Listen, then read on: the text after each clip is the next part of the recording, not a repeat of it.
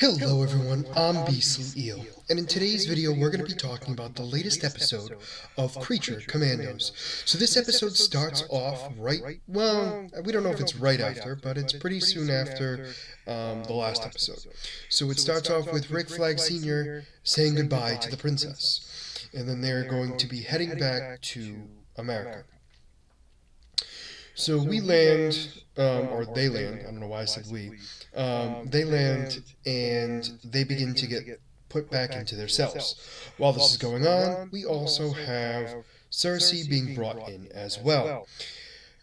There is a little bit more that happens here that I'm going to talk about later on, because we're going to focus on the Bad Batch. The Creature Commando piece first, then move on to Frankenstein, and then talk about Weasel. So anyway, they go inside. Waller, the guy with the glasses from Peacemaker and Suicide Squad, I cannot remember his name, but he's in this as well, along with Rick Flag, and I believe I said Amanda Waller as well. So they're outside of the interrogation room watching Cersei.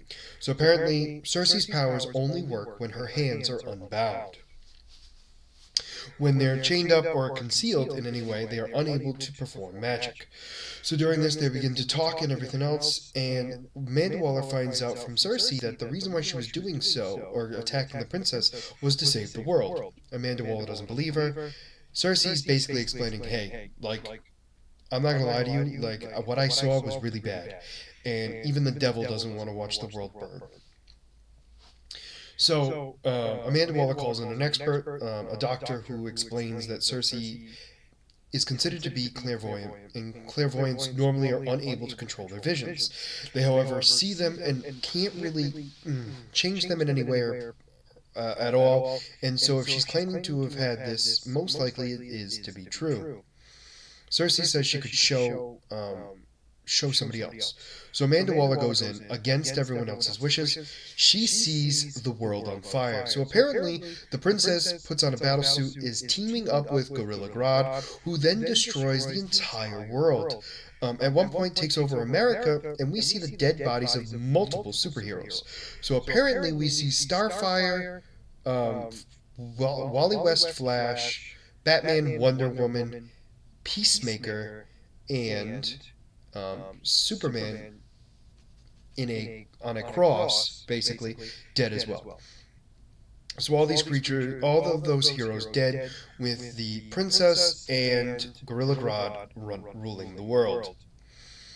So Amanda Waller falls to her hands and knees, freaking out at the sight that she had just saw, and when she looks up at Cersei, Cersei is crying as well.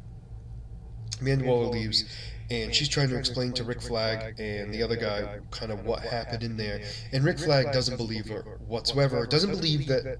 He believes Amanda Waller saw what she saw, but he doesn't believe that Amanda Waller saw the actual future, that she just saw some sort of spell that was put on her by Cersei. Amanda Waller, on the other hand, is stating that they're going to decide to kill the princess, and that it's going to be easy now because they already gained her trust and they can get in without a problem. Rick Flag, on the other hand, refuses to join the group. So, Amanda Waller makes a comment specifically about, if I wanted a crybaby bitch running this, I don't. I'd rather just have a bitch. And, of course, we have a cutaway to the bride and Dr. Phosphorus together, who are in the cell getting their food, and he's beginning to talk to the bride, and the bride's like, what do you think, we're friends now? And he's like, well, yeah, I do. So the two of them see Nina getting harassed by one of the larger creatures who takes her food, and that's when the bride flips out, tells him to give Nina her food back. He refuses. She then smacks him in the back of the head with her tray, and slams her tray into his jaw to the point where he's bleeding. Dr. Phosphorus, says, oh, all right, good. He takes the other woman's plate, the plate of a woman who looks like a bat. He takes her plate that was also with the large creature and goes, okay, everyone's happy now. Well, except him, because his jaw's broken, possibly dead. And you're not, because you don't have any food, and you're ugly. We're good. And they then get called into the ship, which then they and Weasel The three of them and Weasel are all being sent to the ship, and they're trying to talk to each other, figuring out what they're going to do. And they're like, "Well, we got to do what we have to do because orders are orders, or else we're gonna get killed." And that's how that part of the episode ends. So let's talk about Frankenstein. So Frankenstein was there when they had landed into the prison, and he gets very jealous of seeing how the bride is looking at um, Rick Flag. And so he begins to get very mad about the beard and everything else, and the helicopter guys are like, "Hey, like, we need to get going." And he's like, "No." And then he kills them all, and then grabs a permanent marker and writes Rick Flag's name on his hand. So he then follows Rick Flag after he leaves the base. Rick Flag is trying to get a hold of the princess, unable to do so. Frankenstein breaks out and the two of them begin to fight. Frankenstein is kicking his butt, to be fair, although Rick Flag is at least able to hold his own for a bit. Up until the point where Rick Flag points the gun right at Frankenstein's eye. And he explains that I'm assuming that this is not, your eye is not bulletproof. And Frankenstein starts acting like a baby who is crying. And they begin to talk, and Rick Flag is realizing that he thinks the bride wants him. And he's like, "No, I'm not her type." And he's like, "You're everyone's type." And Rick Flag's like, "Thank you. Alright, if you put me down, I'll get my gun away from your eye and we can talk." So he puts him down. Rick Flag puts his gun away, and he's like, "Dude, would you like coffee?" And Frankenstein's like, "Tea." So the two of them are talking, and Frankenstein makes a bunch of proving how stupid he is about these movies of Titanic and of When Harry Met Sally, which I find to be hilarious. And explains that they should, he should help the princess because that is the love of his life. And Rick Flag is very resistant to that conversation. However, that's how that part of the episode ends, which is interesting. So then we have the Weasel, which was the main point of the story. We get to find out why he's considered a child killer. So apparently, now this was broken up into many different parts. However, I'm going to just tell you from beginning to end instead of each individual part that only gave us bits and pieces during the actual show itself. So in the beginning, these kids are playing outside their school, and the Weasel's in the bushes. So the kids see the Weasel, and they try to feed him. First with a candy bar, then with an apple, and as time goes on, they begin to play together. He's he's playing fetch with them, grabbing the ball, chasing them down, tackling them, licking their faces, and all that stuff.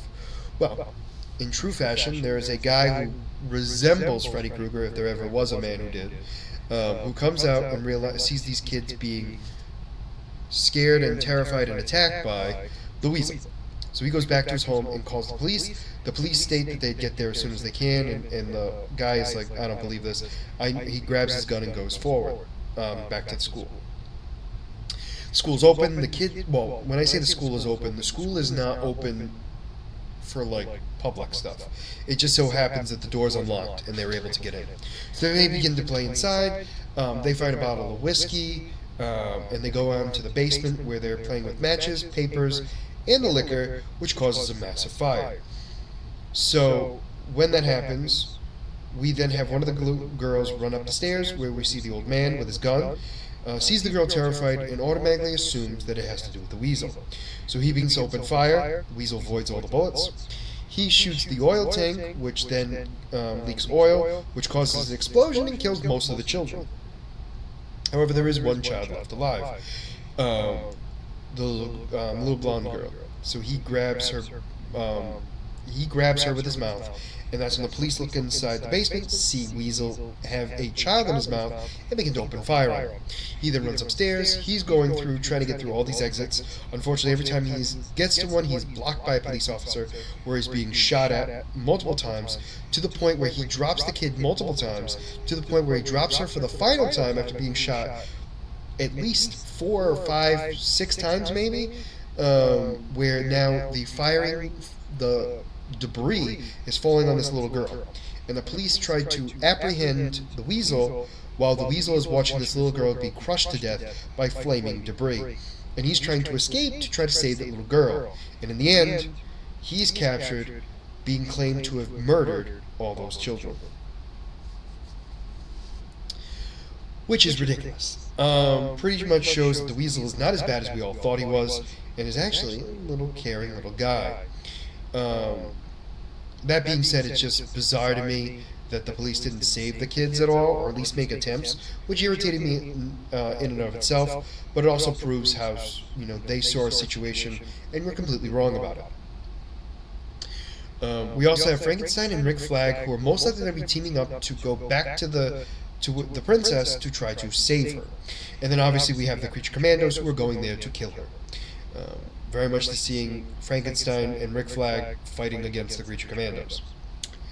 Granted, to be fair, Frankenstein is going to be fighting him. He's going to be trying to win his bride, which I find to be hilarious in and of itself. But overall, this episode was phenomenally done. I thought this was definitely the best storytelling it's done so far. Very much looking forward to the rest of this series. We just know like the next episode is going to be about the clash of the princess, and most likely, I'm claiming we're going to be seeing Gorilla Grodd in the next episode at the very end. But who's going to be the main focus? I have no idea, so I'm very curious on that piece. But let me know what you guys thought about this episode down in the comments below. Did you like it? Did you not? And why? And as always, if you like the content you see, please make sure to like and subscribe down below. Other than that, this is going to be Beastly Eel signing out. Have a great night. Bye-bye.